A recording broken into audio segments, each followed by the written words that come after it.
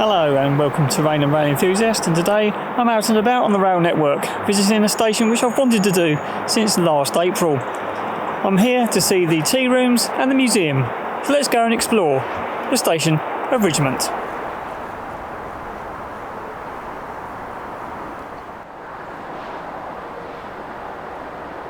The village of Ridgmont has quite a rich history and is mainly known for its brickworks which utilised the surrounding Oxford clay. It was the second largest brickworks in the world. An Amazon warehouse now sits on the site, and the chimneys of the brickworks were due to be demolished in late September 2021.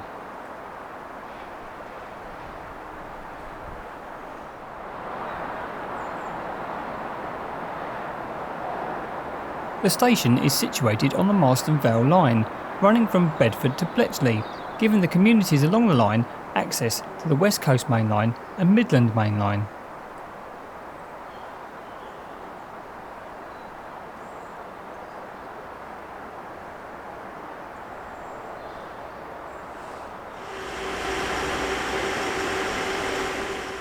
The trains on the line are Class 230 stock, which are basically fully refurbished London Underground D78 stock, which ran on the District line. The interiors have been fully stripped out and replaced with new seating and toilet facilities. They are perfectly suitable for the line and pretty comfortable, bearing in mind that they are not designed for long journeys.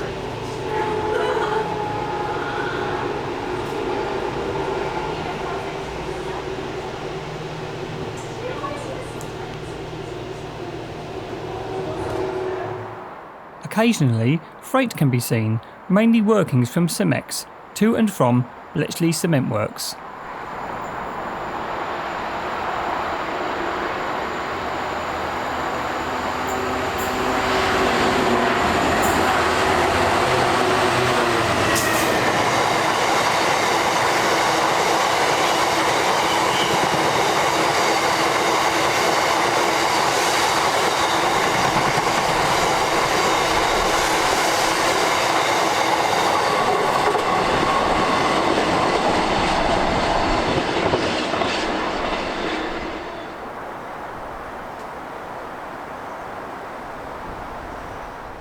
On platform 2 you will find lots of information posters, including local railway maps,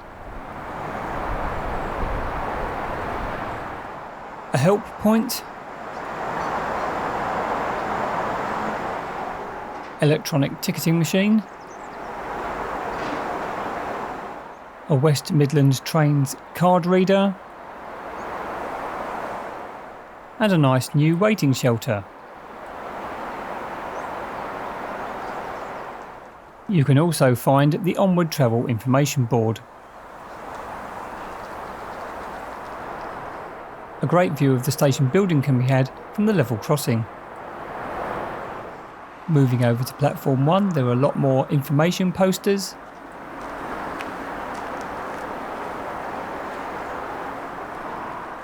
Another help point. And new style service information boards.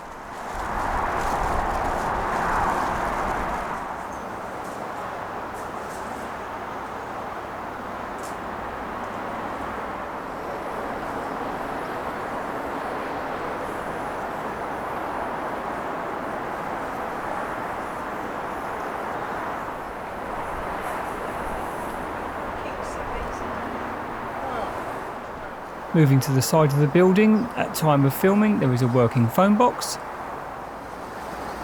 and also a post box.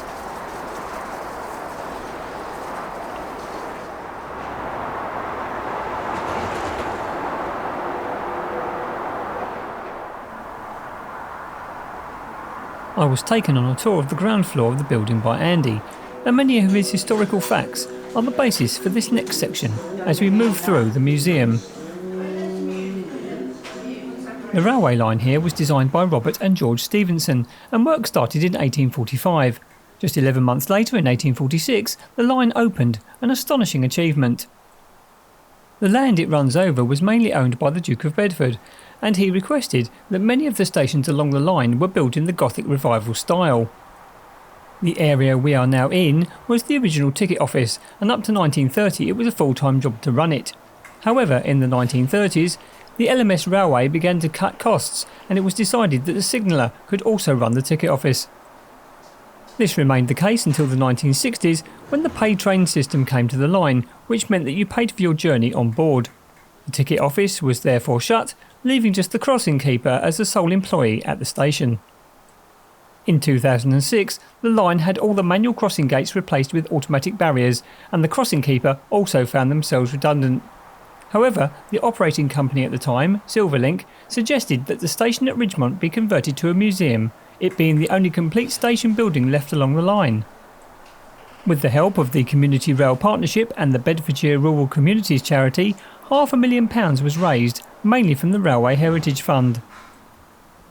After much clearance work, repairs and conservation, the building opened as a museum in the mid-2010s. It is lovingly restored in a 1950s style and is a credit to the community who have helped maintain it. The area we are in now was the original living room for the station master.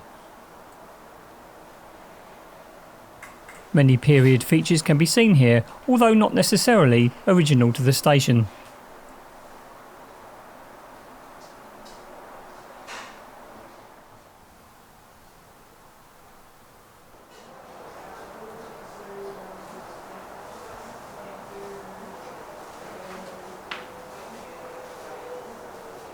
Many plaques adorn the walls, as well as some nameplates from the old Class 153 rolling stock. These commemorate important figures from the station's history.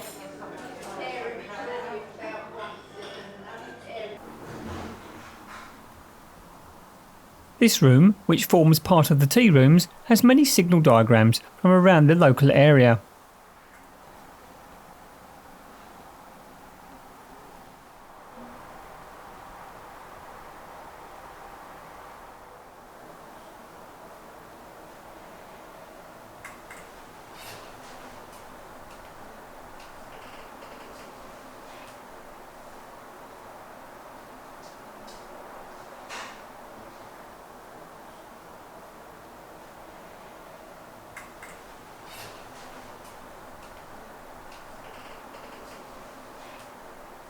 The other seating area for the tea rooms are situated in the old ladies' waiting room.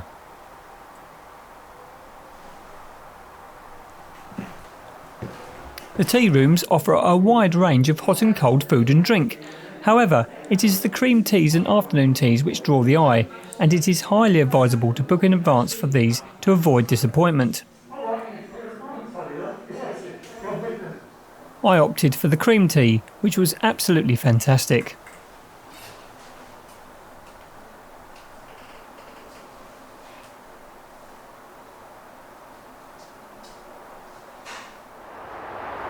If you are visiting on a nice day, there is also plenty of outdoor seating available, together with lots more memorabilia.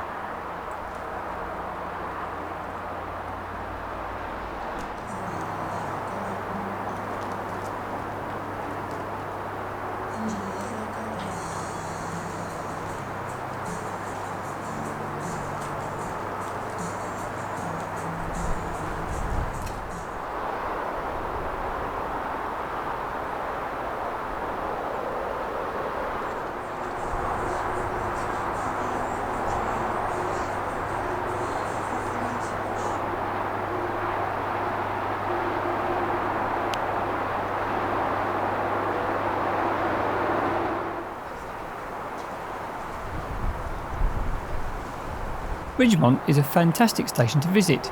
Not only is there a fascinating museum with lots of railway artefacts, but also a very nice tea room with excellent food.